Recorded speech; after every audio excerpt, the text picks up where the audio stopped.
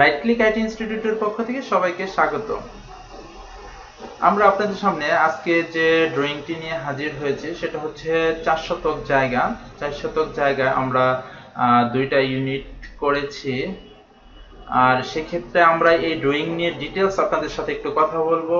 আর এই ড্রয়িং ডিটেলসে যে বিষয়গুলো থাকবে সেটা হচ্ছে সবকিছুর যে মাপ এবং হচ্ছে খরচ কস্টিং যে ব্যাপারটা আছে সে বিষয়ে কথা বলবো। আর এটা থেকে কথা বলবো আমরা দেখেন গ্রাউন্ড ফ্লোর নিয়ে এবং ফার্স্ট থেকে থার্ড ফ্লোর, এবং পরিশেষে যেটা আলাপ করবো বিল্ডিংটা আপনার দেখতে আউটপুটটা কেমন সে বিষয়ে বিস্তারিত আলাপ করব।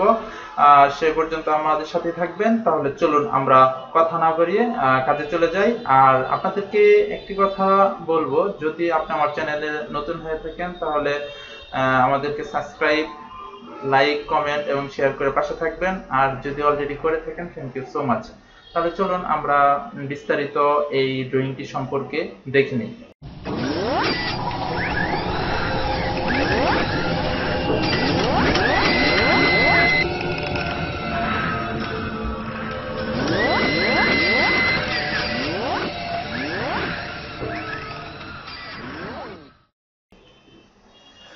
দেখেন এক্ষেত্রে জায়গার পরিমাণটা হচ্ছে আমরা দেখতে পাচ্ছি 32 ফিট 4 ইঞ্চি আর হচ্ছে 58 ফিট 8 ইঞ্চি। ওভারঅল হচ্ছে 4.3 শতক জায়গা।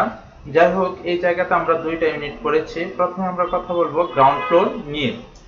গ্রাউন্ড ফ্লোরে আপনারা দেখতে পাচ্ছেন, দেখেন আমরা পার্কিং এবং আরেকটু সাইডটা আমরা কি করেছি, ছোট একটা ইউনিট করেছি। এই ইউনিটে হচ্ছে ডাইনিং রুম থাকবে, ড্রয়িং রুমও থাকবে, টয়লেট, কমন একটা টয়লেট থাকছে, রান্নাঘর থাকছে। আর দেখেন একটু ভালো করে খেয়াল করে দেখেন সবকিছুই কিন্তু স্ট্যান্ডার্ড মাপ। যাই হোক, এই বেডরুমের সাথে বারান্দা আছে, একটা বারান্দা পাচ্ছে, আর একটা কমন টয়লেট আছে, ছোট একটা ইউনিট। আর এই পাশটাতে আমরা পার্কিং। আর এই জায়গাটা একটু অ্যাঙ্গেলে, সেজন্য আমরা অ্যাঙ্গেলই ড্রয়িংটা করেছি।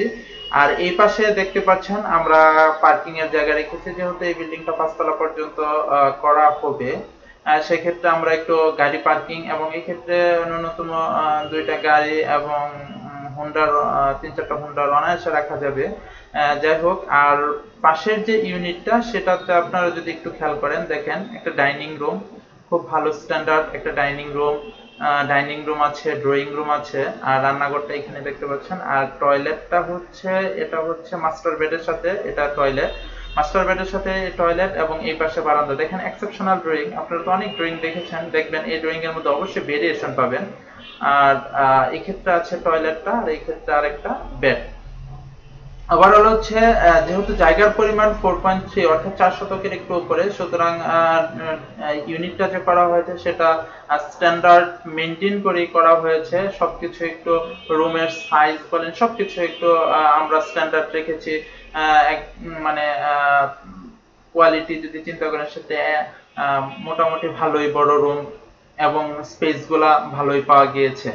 যাই হোক, আমরা গ্রাউন্ড ফ্লোরের এই হচ্ছে সিস্টেমটা, এভাবে আমরা ড্রয়িংটা করেছি, আপনারা অলরেডি দেখলেন। আর আমরা ফার্নিচার গুলাও দেখেন সেট আপ করেছি, আপনাদেরকে দেখানোর চেষ্টা করছি। ফার্নিচার গুলো সেট আপ করা হয়েছে।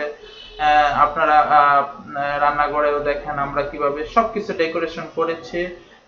আবার হচ্ছে সিঁড়ির সাইজটাও ফ্রি একটা সাইজ, ল্যান্ডিংটাও মোটামুটি ভালো একটা জায়গা পেয়েছি।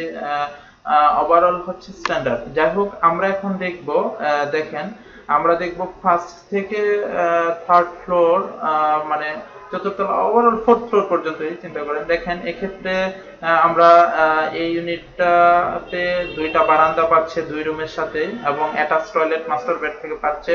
আর কমন একটা টয়লেটও থাকছে। টয়লেটের সাইজটাও মোটামুটি ভালো, অনেকটাই স্পেস আছে।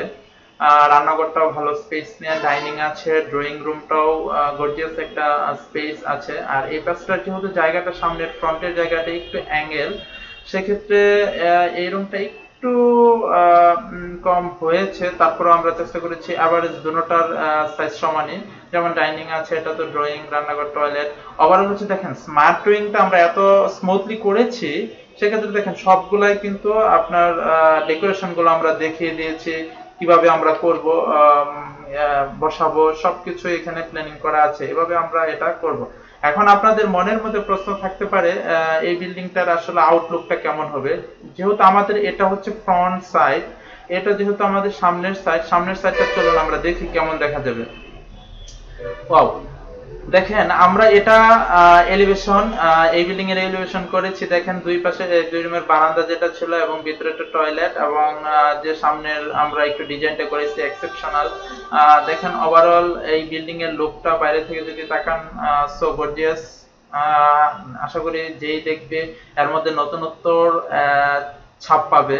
আমরা সেভাবে করার চেষ্টা করেছি। আশা করি এই এলিভেশনটা সবার ভালো লেগেছে। মানে এটা আউটলুক, আমরা যখন 3D এটা টান দিব তখন তো এটা এক্সেপশনাল আর অনেক কিছু। আর এখন আসে আমরা একটু খরচের ব্যাপারে।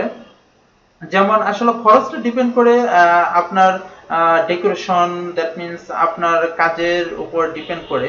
নর্মালি যদি আমরা এক্ষেত্রে আপনার বিল্ডিং এর যে টাইলস বলেন এগুলো যদি স্ট্যান্ডার্ড মেনটেন করেন তাহলে আলটিমেটলি খরচটা বেড়ে যায়। আর যদি নর্মাল হিসাব করে যদি আপনি পার স্কোয়ার ফিট 1400 টাকা ধরেন, স্কোয়ার ফিট 1400 টাকা করে ধরে একটা হিসাব করে দেখতে পারেন সেটার খরচ আনুমানিক। আর যদি আপনার কাজটা সেই লেভেলের স্ট্যান্ডার্ড হয় তাহলে হয়তো বা সেটা 1500-1600 টাকা স্কোয়ার ফিটের মতো পড়বে।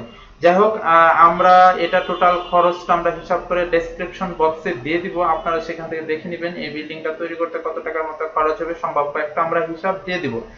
আর যারা আপনারা এরকম ফ্লোর প্ল্যান, যারা বেসিক্যালি এই ফ্লোর প্ল্যান গুলা করতে চান, তারা যদি অটোক্যাড এর উপরে দক্ষ হতে চান তাহলে আপনারা আমাদের অনেক টিউটোরিয়াল দেওয়া আছে কিভাবে অটোক্যাডে এই ড্রয়িং গুলা করতে হয়। এই যে ডেকোরেশন গুলা মানে ডিজাইন সেন্টার গুলা ইউজ করতে হয় সে বিষয়ে আমাদের টিউটোরিয়াল আছে, সেটাও দেখে নিতে পারেন। আর যদি বলেন না আমাদের কাছে সরাসরি আসবেন এবং অফিস থেকে শিখবেন, সেক্ষেত্রেও আপনাদের জন্য স্কোপ আছে, আমরা আপনাদেরকে শেখাতে পারবো। সেক্ষেত্রে আমাদের স্ক্রিনে নাম্বার দেওয়া আছে, সেখান থেকে আপনি যোগাযোগ করে নিতে পারেন।